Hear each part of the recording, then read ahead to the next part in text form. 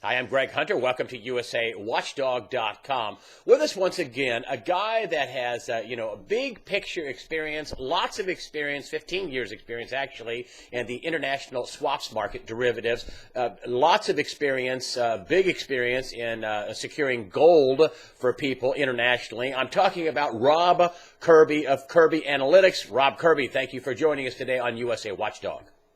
Pleasure to be with you, Greg. Well, what I'm getting from people in little spits and spittles of comments on my site and on my YouTube channel, and I get hundreds of comments every day. And what I'm starting to see is these little comments about, well, nothing's happened. Why hasn't anything happened? Which I say 2013 was a gift. But why hasn't anything happened? And, people like I had Nomi Prinz on last week, and she said that, for sure we're going to have another crash. It should have happened already. And so that's where you come in, and you and your guys and your analysis is showing there's a reason why nothing's happened, because something has happened. What has happened? A lot of things have happened, Greg. When it comes to money and fiat money, the creation of central banking, the amount of fiat money that needs to be created on a go-forward basis rises exponentially over time. So much money is being created.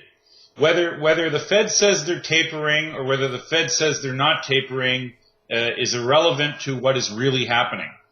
The money is being created, and they have to find places to hide it. And I think we'll revisit that in just a couple minutes. But what else has happened? We see internationally, we see the likes of China and Russia setting up the provisions to trade internationally in other than dollars, because they know what's going on with the dollars, and they know that too many dollars are being created, and they know that this story of too many dollars being created ends very badly, because countries in Europe and countries in the East and particularly in China, Greg, because China is where fiat money was invented. They invented fiat money hundreds and hundreds of years ago, and so they've had their experiences with fiat money failing in the past, and they know that fiat money will fail again, because fiat money by its very nature is designed to fail. Fiat money by its very nature needs to be, the supply of it, or the amount of it outstanding, needs to be increased, and the way it needs to be increased in the beginning, it goes at a very, very, very steep incline, at a very shallow incline, and then you hit an inflection point where the amount of fiat money being produced has to literally go vertical. And we're basically transiting, or have transited into the vertical part of that curve now, which is why the money's being created. Was that 2008? Is that the inflection point, the meltdown? Roughly 2008. And the only thing that the monetary elites can do to sometimes prolong or to delay that inflection point, Greg, is by lowering rates. And by pushing rates to zero, which they did roughly, call it 7 or 8 years ago, basically bought them some time. And a lot of things that the central bankers have been doing have been just nothing but buying time.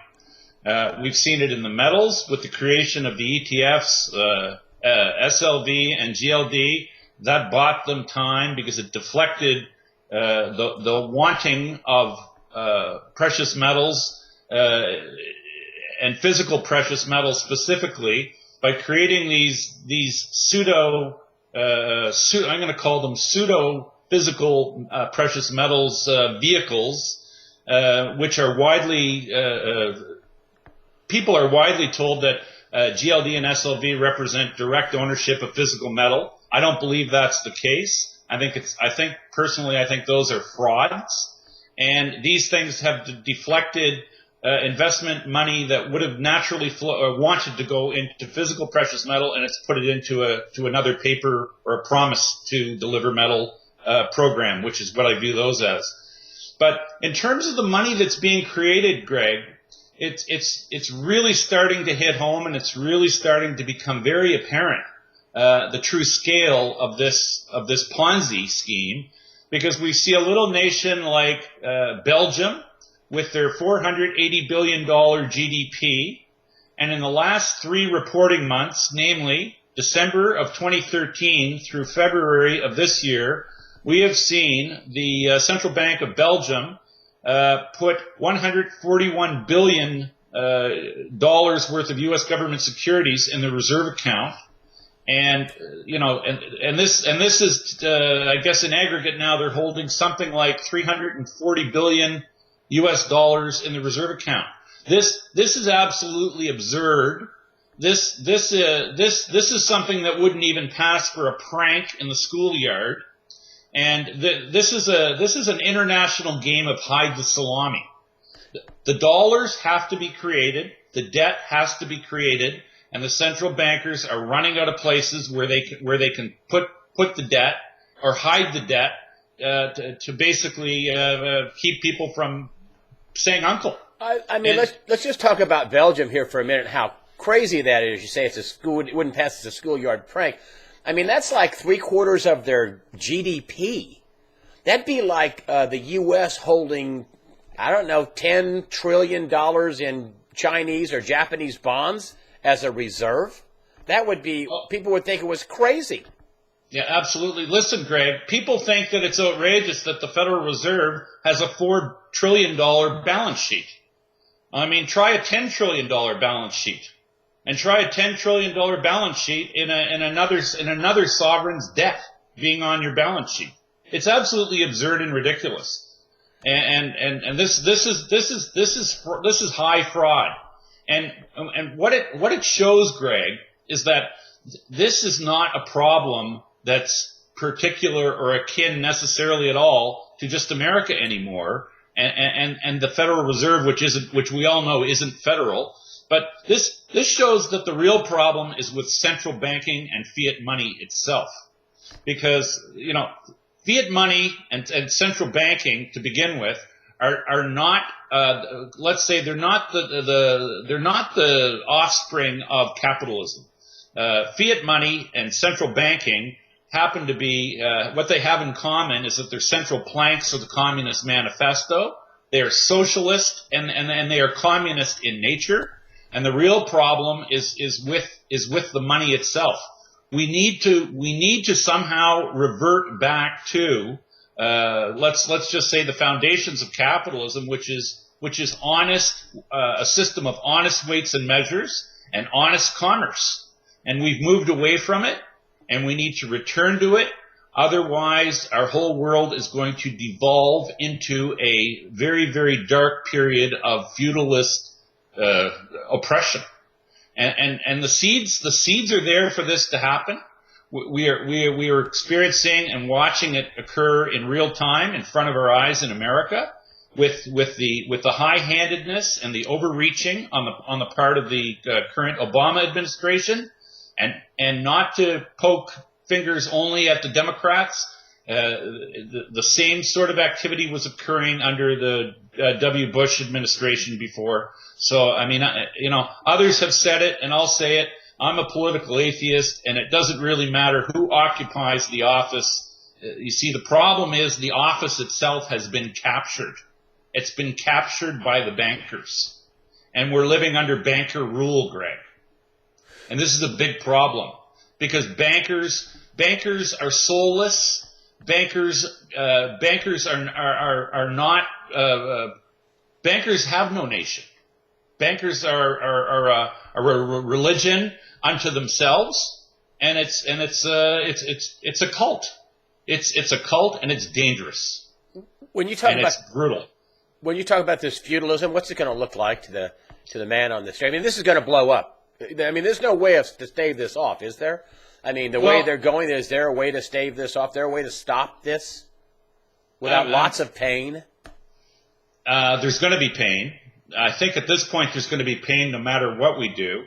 But I mean, what we hopefully are going to see, Greg, and what we really do need to see is a return by America to return to to the principles, and the framework of their Constitution. And the Constitution and the Bill of Rights these ideals need to reassert themselves. And hopefully this can be done peacefully in America. And,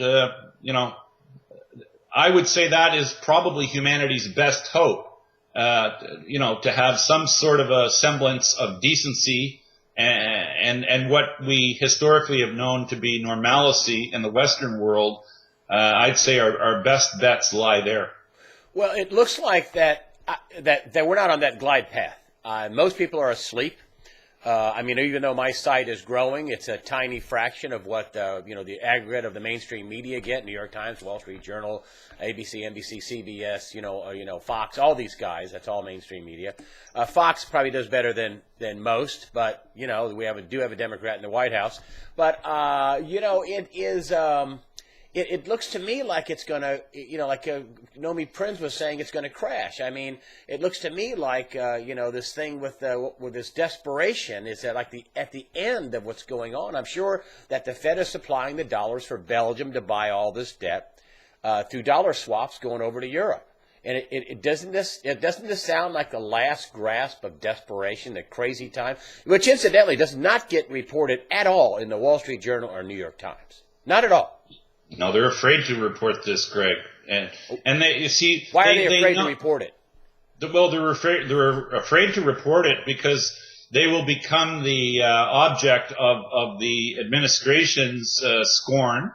I mean, we've heard, and it's been quite well documented at this point, that the Democrats were basically using the IRS as their personal attack dog to basically to audit and to bring pressure on their political adversaries. So they have tools at their disposal that they can utilize to punish people who don't play the game. What's the danger in reporting it? What could happen if they do report this massive as a news outlet, Greg, you get cut off. As a news outlet, you get cut off. You're denied access. And I mean, if a news outlet wants to start reporting the real truth, they either get dismissed from their jobs, or their institution gets cut off in terms of access from the politicos, and they basically get cut out of the loop. And that's mild, and because then on the personal level, maybe they get suicided. Or maybe they disappear, or maybe they get audited by the IRS, or maybe people stop talking to them. If there was mass reporting of this, I mean, the big outlets started saying, "Hey, well, this is a fraud in Belgium. They're as you say, they're hiding the Fiat salami," and wouldn't that bring the game to an abrupt end? Isn't that how this game is allowed to proceed? Everybody acts as if it's not going on. Hey, did you see the new Twitter, IPO? Hey, did you see the new Facebook? Facebook's an IPO. Did you see that? Hey, their earnings. Isn't that what this game is all about? Hey, look over here. Don't report the real story because it'll cause the whole thing to unwind. Well, at some point, Greg, the whole thing will unwind. And hopefully when it does, it's not going to do so in a cataclysmic fashion. And hopefully it doesn't unwind, let's say with the pushing of a button to start a nuclear war, or with, you can get very dark when you start truly thinking about how this might end. And I'd like to think that saner heads might rule the day at the end of the day. But, right now it would seem to me anyway that the people that are perpetrating this hoax, which is the central banking community based, it all stems from Basel, Switzerland, which is the home of the Bank for International Settlements. The BIS is the mothership of central banking. What we're witnessing in real time in front of our eyes, central banking and fiat money, and this experiment with fiat money is failing. the evidence is absolutely written all over the walls. It's completely clear to anybody who wants to pay attention. And anybody who's not paying attention to it at this point, Greg, is delusional. And, on a personal level, the best thing anybody can do to try to protect themselves for what is certain to come is to literally own some physical precious metal. Physical precious metal has no counterparty risk, unlike any fiat currency. And you might even, and I hate to sound prepper-ish, but you might even want to consider having some storable food, the ability to filter water, because you see, we are going to have dislocations and supply chains will break down when this sure-to-come cataclysm, opens its wings in front of us, and it will come, and the timing of it is still a little bit tricky because these deceiving people are going to extreme lengths to, like, playing little games, little schoolyard games of hide the salami. They're playing these games to perpetuate this fraud, and it's that big, and it's in front of us. And, we as a species need to deal with this. Isn't what they're doing making it worse? I've heard Peter Schiff say that more. What they're doing is making it worse. And evidenced by, all of a sudden Belgium has $350 billion in U.S. Treasury bonds with a GDP of $480 billion. I mean, all of a sudden they're up to their neck in our debt. And doesn't this make it worse for everyone? Well, what it does, Greg, is it is so absurd. It is so frighteningly absurd. All I can really say to anybody who wants to pay attention is that you look at the holders of U.S. government securities, and there's a lot of countries that hold an awful lot of U.S. government securities, and there's enough countries holding enough of U.S. government securities that they all must be looking at each other, wondering basically who's going to be the first one to try and get rid of them, get rid of their dollars to try and get something tangible for them. Because you know what? At the end of the day, Greg, they're all going to be worth nothing. John Williams at Shadowstats.com says there's at least 16 trillion liquid U.S. dollar and dollar assets held outside of America. And last question, what's the timing for this? When? Well, I've said it to you before, Greg. When the people that have too many dollars stop getting, I've referenced it to gold. When the people who own too many dollars can't get the gold that they want, then they'll have every reason to pull the pin on this grenade and let it blow up. Paul Craig Roberts says we don't get out of 2014 without a former Assistant Treasury Secretary Paul Craig Roberts, who's a prolific writer, also worked on the Wall Street Journal as an editor. They didn't want him in anymore, incidentally. You didn't want a PhD in economics and a former Assistant Treasury Secretary and the father of Reaganomics writing for you. Because I think it's because he was telling the truth. But he says we don't get out of 2014 without a major, event. What say you? I think a reset is at hand, and I would agree with Mr. Roberts or Dr. Roberts. I think there's very little chance we get out of 2014 without a major calamity and what some people will call a reset. Thank you very much, Rob Kirby, KirbyAnalytics.com. Thanks for coming on and in basically pulling the sheet down that's covering up this global Ponzi scheme. My pleasure. And I wish it wasn't so, Greg.